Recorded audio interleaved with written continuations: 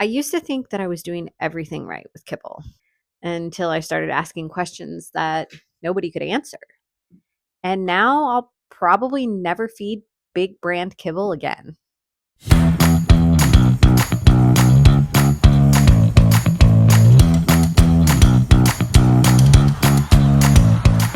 Welcome to Straight Up Dog Talk, where big feelings are welcome, judgment is off the table, and doing better for our dogs means a willingness to sit down and learn. I'm Em, a certified professional canine nutritionist, virtual dog trainer, enrichment specialist, and retired vet tech. Today, we're diving into something that I care about deeply: your dog's food. If you've ever wondered what's in that bag of kibble, or if feeding raw is actually safe, or even if there's just a better way to support your dog's health long term, this is the episode for you.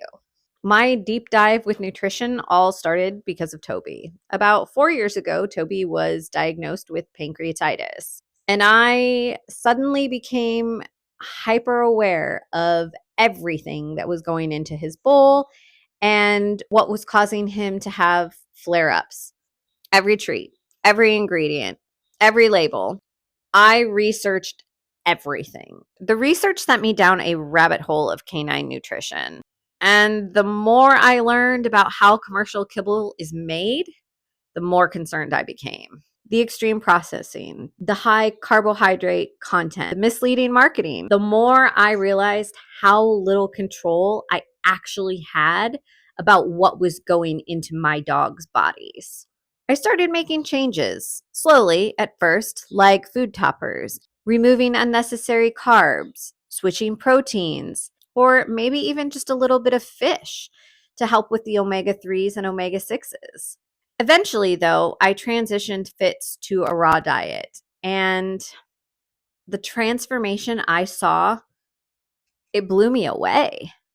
Toby's situation is a little bit different, and even though he is the one that set me on this journey, because of his medical condition, the pancreatitis, he can't go fully raw because the fats trigger the pancreatitis. But that doesn't mean that his food hasn't been upgraded and elevated as well. It has. I still add fresh, whole food to his bowl every single day to support him the best way I can. At some point into this journey, I realized that a lot of people were coming to me and asking me things like, hey, what brand of food are you feeding? What do you know about balanced raw diets? And even, what do I do if my dog can't handle a raw diet? Along with these questions and some encouragement from two very good friends who are also canine nutritionists, Tanisha and Nellie, I realized that I had put in so much time, so much research, and so much energy that it seemed pointless for me to not be certified. Along with a broken foot to give me the extra time to sit down and study, it became the perfect opportunity for me to get my CPCN. And that's how I became a certified professional canine nutritionist, and why I help other pet parents learn more about the value of the food that is in their dog's bowl. I had so many questions, and because I had people to turn to, it made me realize how important it was for me to be a person that somebody could turn to. So now you're probably wondering, how do you build a bowl? And what do you base those ingredients on? There's actually a lot to it.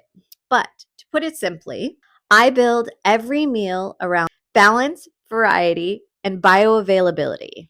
I use the Pet Matrix Thrive Pack Daily for supplemental support, the Feed Real Dog Box for harder to source items like dehydrated duck heads and some in-bone chews. Everything is all natural, dehydrated. And yes, it smells just a little bit, but as the stickers and the packages say, that's how you know it's real. I also use a mix of raw meaty bones, organ meats, muscle meats, seafoods, and a variety of vegetables, raw milk, and some fruits. I also offer 6 customized raw recipes designed specifically for your dog's weight, energy levels, and dietary needs. You can book a consult with me at any time in the link in the episode description. The consult is free, and you can ask as many questions as you want. We'll work through exactly what's best for your dog not just what Google says. And look, I get it. Kibble is convenient, but there are some things that you should know. These were game changers for me, and they might be for you too. Most kibble is 40 to 60% carbohydrates, which dogs don't biologically need to survive, like at all. 0% requirement for carbohydrates in a dog's diet.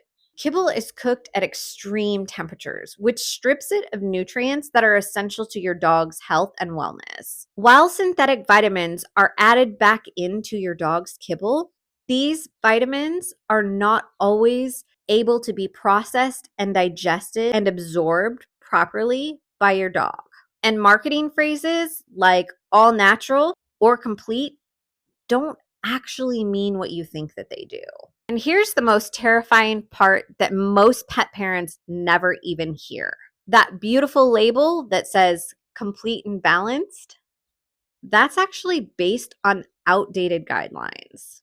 Dog food guidelines come from AAFCO, AAFCO. This stands for the Association of American Feed Control Officials. But here's the thing. AAFCO isn't a government agency. It isn't even a regulatory body. They don't test the pet food, they don't inspect facilities, and they don't issue recalls. They simply provide model guidelines, and whether or not those guidelines are enforced depends on the state that you live in, not AAFCO. To make things even murkier, the last major update to AAFCO's nutrient profiles was in 2006. This means a lot of the commercial food on shelves in today's pet stores is still being made based on science that's almost 2 decades old.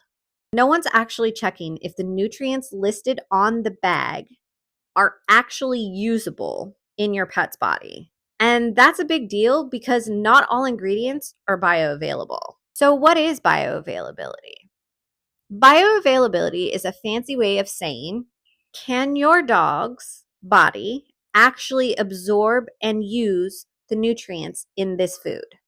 Just because a food contains vitamin and minerals doesn't mean that your dog's body can actually utilize them. For example, a raw sardine offers highly bioavailable omega-3s that your dog's body can fully absorb, versus a synthetic version of omega-3s added to your dog's kibble, cooked at 400 degrees, is not so much bioavailable. That is why fresh whole food matters so much, because it gives your dog nutrients in a form their body can actually recognize and benefit from. And that's why I started questioning everything I thought I knew about kibble. Being a vet tech, I spent years telling people to purchase certain brands based on what we were educated on in the clinic. Big brands of kibble come into the clinic, they pay for you to have lunch, they educate you on their product, and then they take you out to the shelves and show you exactly which foods to tell people to buy.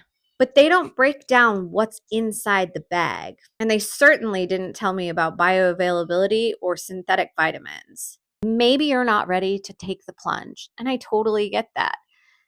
Maybe you just want to know what you can do now, some small steps to benefit your dog's gut through their bowl.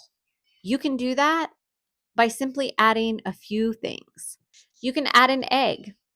For a dog Fitz's size, approximately 50 pounds, every 2 or 3 days is totally fine. A larger dog can have an egg every day, and a very small dog can maybe have one once a week. You can rotate in seafood for omega-3s.